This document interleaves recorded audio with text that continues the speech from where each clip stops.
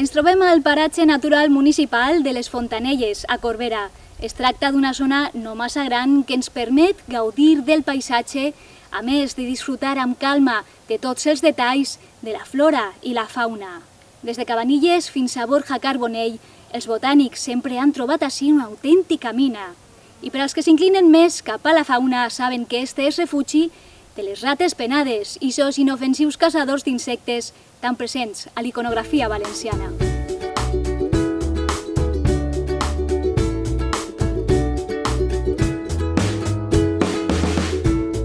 Les Fontanelles s'ubica en el vessant septentrional de la Serra del Cavall i fou declarat paratge natural municipal el 2009. Es tracta d'un xicotet reducte de pau que sorprèn per la rica biodiversitat vegetal en les seues 86 hectàrees. El contrast entre el relleu prelitoral de la serra i el pla d'inundació del Xúquer constituïx un dels grans atractius d'aquest espai, cincellat amb vessants de pendents accentuades i retallat per xicotets barrancs, entre els que es troben els de les Fontanelles, el del Cenill i el de l'Infern. En la zona de penyals i murs d'afusellament, el relleu és escarpat, amb la presència de crestes i tallats.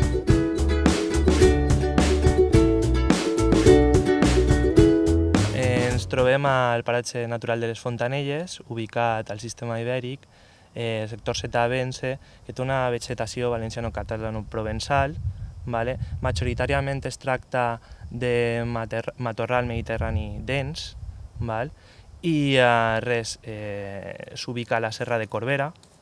La Serra de Corbera té una extensió d'uns 20 quilòmetres i va des del que seria Tavernes fins al cim.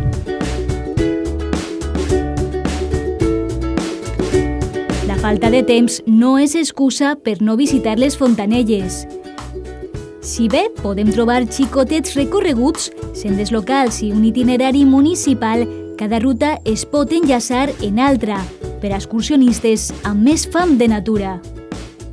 A esquenes del castell, en el límit del casc urbà per l'oest, naix el camí de les Fontanelles i 1 quilòmetre després comença el paratge amb una ampla zona de pícnic i un aparcament. El recorregut es farà a peu o en bici.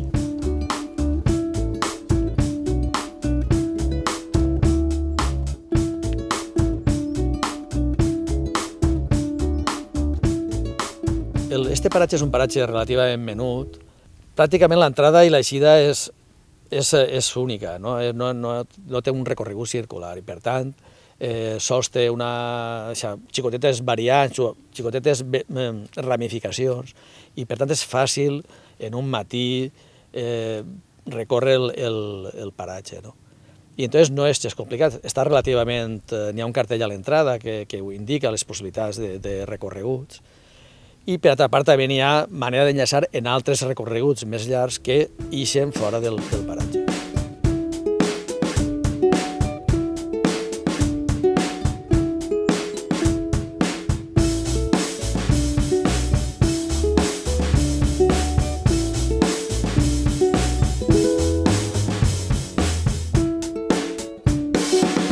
La zona de major altitud del paratge es troba al seu límit meridional, amb altures que superen els 300 metres. Per contra, la de menor elevació del paratge de Corbera es correspon amb el sector més al nord, on no es superen els 100 metres. La cota màxima es localitza en l'extrem sud-oest del paratge i correspon a un dels pics de la Penya Roja, amb 368 metres.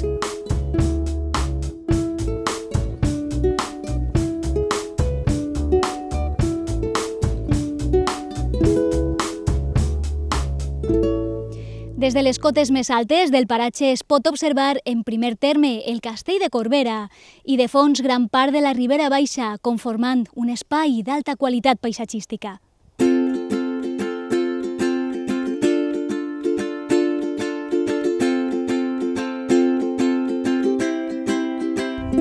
De l'àrea de pícnic ix una senda que remunta el barranc i que, conforme va guanyant altura, ens mostra un paisatge cada vegada més impressionant de la plana litoral i el mar, com també del propi municipi de Corbera. És un recorregut d'apenes 1 quilòmetre pel qual podrem accedir fàcilment als llocs de major interès del paratge. Bona part del manteniment d'estes sendes s'han d'agrair als mateixos veïns de Corbera, un exemple de civisme i sensibilitat per la natura que es demostra en el grup de voluntariat mediambiental. El voluntariat porta funcionant més de 20 anys així en el poble i generalment han fet tasques de vigilància en estiu, mediambiental, de sobrefocs i tot això, i reforestació. I últimament, els últims anys, ens hem centrat més en la recuperació de senders històrics, com la senda que feien els nyanyaters per el barranc de l'Infern, per baixar des del Pla de Rabasses als Forts de Calç i altres. També hem recuperat el sender dels Flares, que és un sender que es gastava des de l'antiguitat pels frares de la Murta per a vindre al castell de Corbera. O sigui, el que hem fet han sigut unir tots aquests senders, marcant-los en blanc i verd i balisant-los en cartells perquè la gent no es perga, i unir-los, de manera que han creat una ruta circular de 5 quilòmetres, que al temps que uneix aquestes sendes se veu el més bonic de les Fontanelles.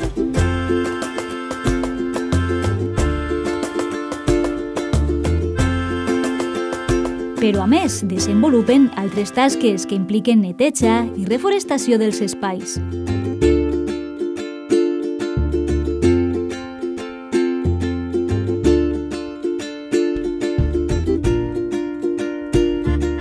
Així tenim la cova de frares o l'abric dels frares. El nom ve de la quantitat de frares que n'hi havia per totes les coves i abrics d'ací del voltant. A la vall de la Murta, la vall continua així, està el monestir de Santa Maria de la Murta. Clar, els frares, per la seva creença, era fàcil pecar, o bé pecaven per obra, pensament o omissió. I llavors venien a purgar els seus pecats a aquests llocs, a aquestes coves i abrics, que eren molt demandats per així per tota la contornada.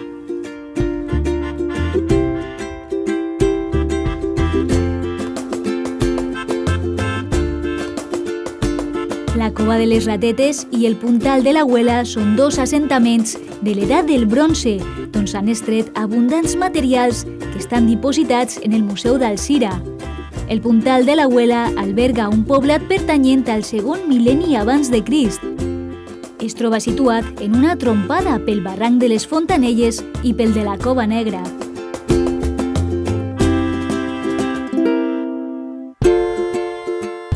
En el Puntal de l'Abuela, esta zona ha estat més estudiada, entre altres ha estat estudiada per Antonio Martínez Pérez, i ahir s'han trobat molta ceràmica, s'han trobat també resquills de sílex, d'eines, també s'han trobat dents de corbella i també trossos de ganivet.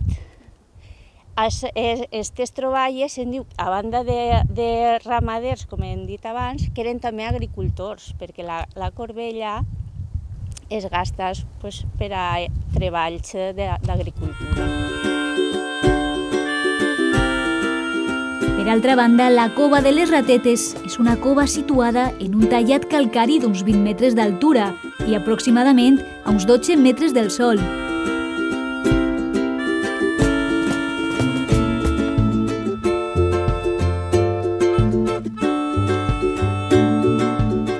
Tota aquesta zona es donen condicions molt favorables per al poblament. Per una banda, hi ha prou punts d'aigua. Per una altra banda, el bosc es donava lloc a que pogueren recol·lectar plantes medicinals que n'hi ha en la serra, llenya per la llar, fusta per a la construcció, també podrien tindre el ramat, com hem dit abans, en les restes d'animals, i segons Antonio Martínez, esta era una zona també que controlava el pas entre la Ribera i la Safor i per tant n'hi ha localitzats molts poblats en zones altes de la Serra de Corbera com és així el paratge de les Fontanelles.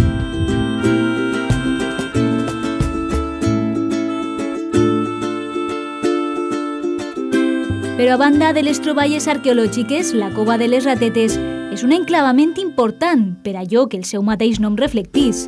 És un refugi per a 8 espècies diferents de rates penades. La cova de les ratetes és això, la seva importància més la té en el seu propi nom, ho diu les ratetes penades. En ella n'hi haurà uns 200 o més rates penades de ferradura gran. En primavera, sobretot, és un lloc d'aparellatge de les ratetes penades i als anys 80 hi haurà inclús altres dos espècies més de rates penades que tinguin constància, el qual indica la gran importància d'esta cova en el que fa a les rates penades.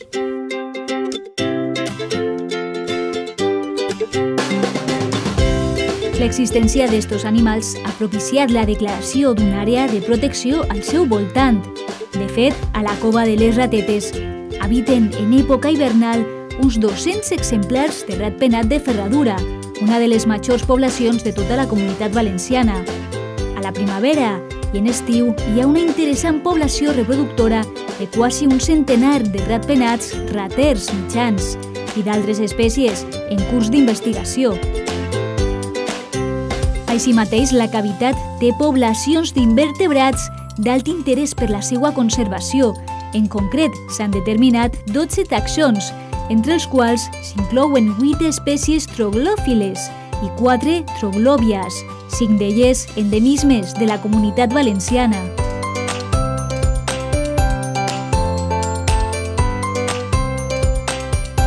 Bé, la cova de les ratetes té una protecció des de l'any 2006, en el decret 9.1 del Consell, que li dona una protecció d'una hectàrea al voltant de la boca de la cova, que són 56 metres i mig.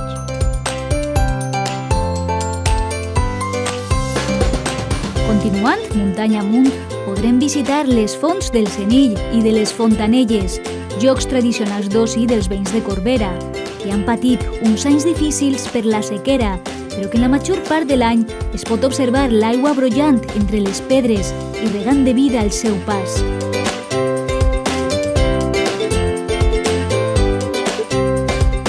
Estem a la font del Senill, que és la font més alta de les dues que consten al paratge municipal de les Fontanelles, i és la font que habitualment sempre porta aigua.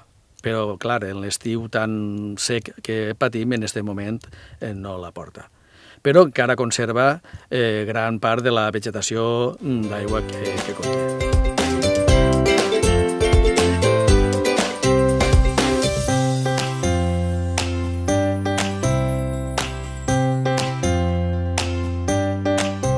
Si seguim la senda, al coronar la cresta descobrirem a l'altre costat de la vall la Murta, que també està declarada paratge natural municipal. De fet, aquesta travessia entre els dos paratges és més que recomanable per les magnífiques vistes i la varietat d'ambients.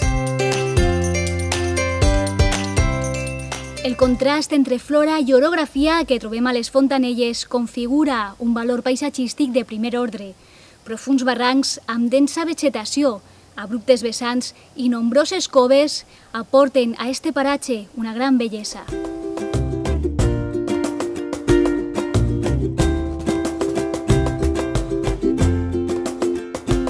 Aquesta serra va ser estudiada ja al segle XVIII per un monjo francès anomenat Jacob Barillier, que residia just al monestir de la Murta. Aquest monjo va descriure algunes de les espècies que podem trobar a aquest paratge.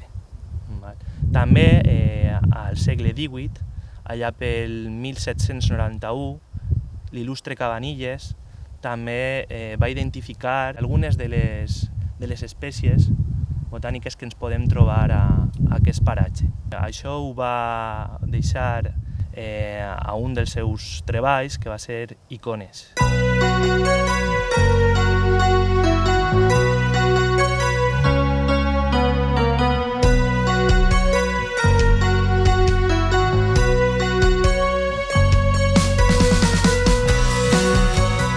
Majoritàriament, la zona està coberta d'un dens matoll mediterrani. Aquesta zona està en fase de recuperació dels reiterats incendis que ha patit. A més, les pendents són molt pronunciades i la profunditat del sòl molt menor. En altres temps era un carrascar. Però l'especial significació del paratge ha sigut reconeguda per nombrosos botànics des dels temps de Cabanilles, que van incloure al catàleg d'espècies del paratge algunes molt escasses i exclusives. Per exemple, la margarida autòctona, Eucanthemum gracilicaule, la campaneta hispànica o les extraordinàries sabatetes de la Mare de Déu, sempre penjades dels penyals amb els seus poms de flors rosades. El fons dels barrancs han conservat retalls de la vegetació originària, amb alzines, freixos, llorers bords, lligaboscos i aritxols. Així estem al peu del barranc de Boqueta. Aquest és el barranc de Boqueta, tot això dir. Així darrere de mi està el barranc de les Fontanelles, en el que n'hi ha alrededor d'unes 70 plantes, pues, moltes medicinals i algunes un poc tòxiques. Per exemple, com a tòxica, pues, tenim el baladre, és cardiotòxic, però en ocasions també sol gastar-se perquè s'utilitza també quasi igual que la digitalina. N'hi ha altres varietats que són cardiotòniques, per exemple, com l'espino àlbar, és cardiotònic, serveix per tonificar el cor, serveix per baixar la tensió, serveix per dormir, saps? I té moltes més propietats que en fi, que no podem enumerar-les totes, ni molt menys.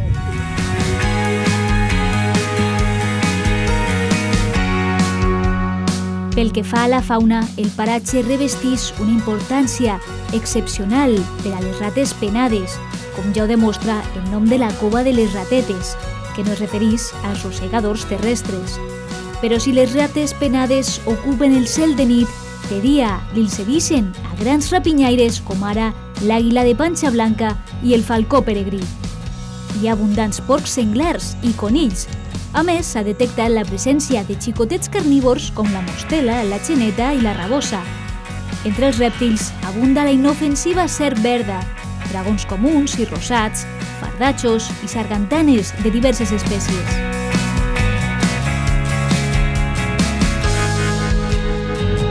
Des del punt de vista fitogràfic, la Serra de Corbera és un enclavament emblemàtic a la geografia valenciana. Les seues zones d'ombria i el fons del barranc gaudeixen d'un microclima de temperatures suaus i alta humitat que permeten gran diversitat de formacions vegetals.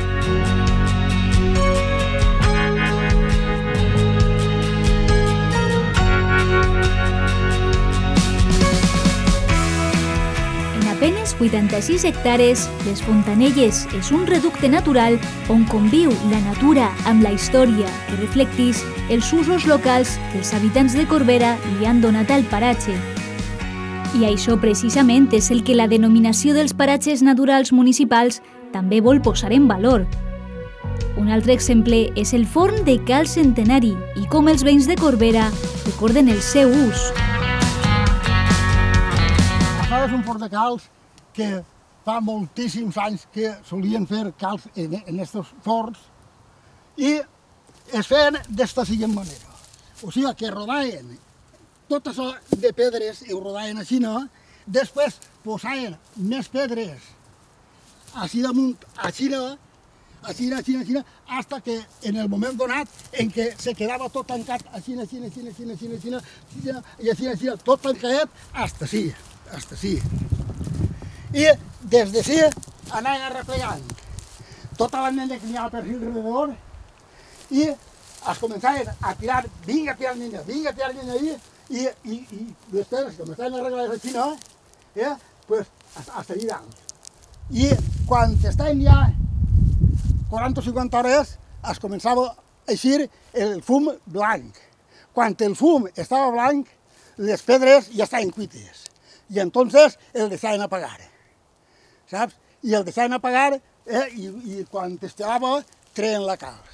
En altres ocasions, pues, en vez de fer-lo de llenya, perquè així la llenya és pues, més xocoteta, solien fer-lo de branques gordes i al encegar-lo en terra perquè s'apagara, és quan, amb tot de les branques que posaven, després les aprofitaven com a carbó i després treien la carn.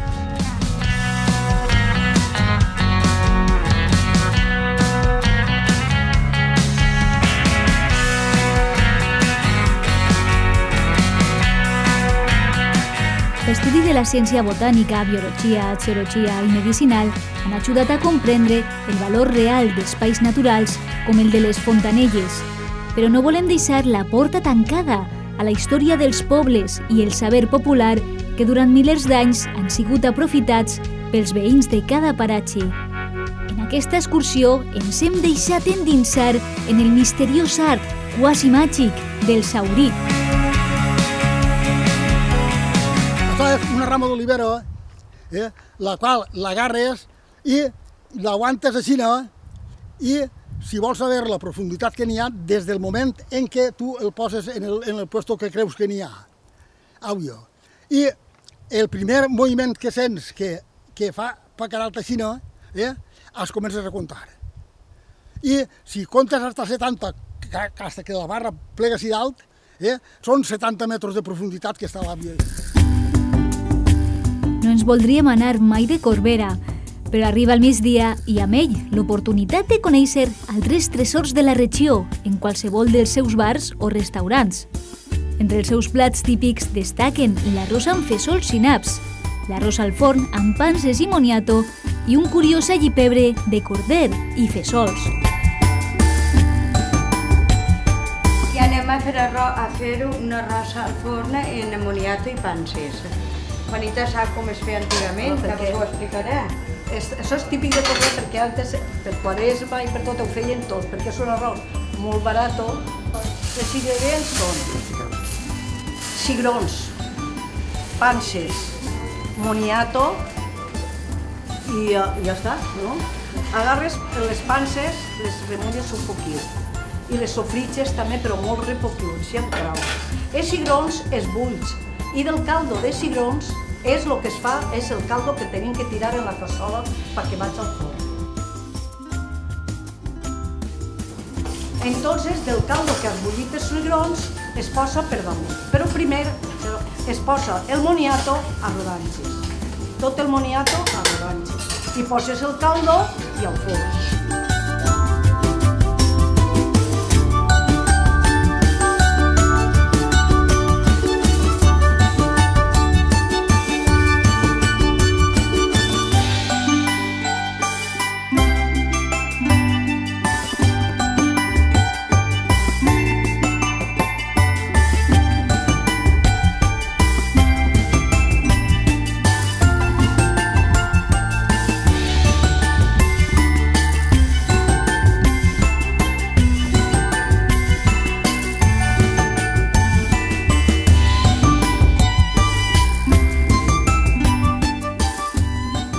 Goig a la natura.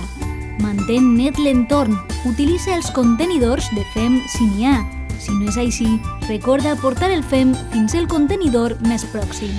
L'acampada lliure no està permesa. Es prega al màxim respecte a la flora i fauna. No introduïsques espècies noves. Porta els animals domèstics controlats. Recorda que el soroll també és contaminació. Es demana per això un comportament discret i silenciós. Atenció amb el foc. No fer foc ni llençar cigarrets encesos, ni encara que consideres que estiguen apagats. Utilitza sempre les carreteres, pistes i senders senyalitzats i autoritzats. No circular en vehicles de motor fora de les vies autoritzades. I recorda, els paratges naturals municipals són patrimoni de tots i per això hem de conservar-los i protegir-los per al goig de les generacions futures.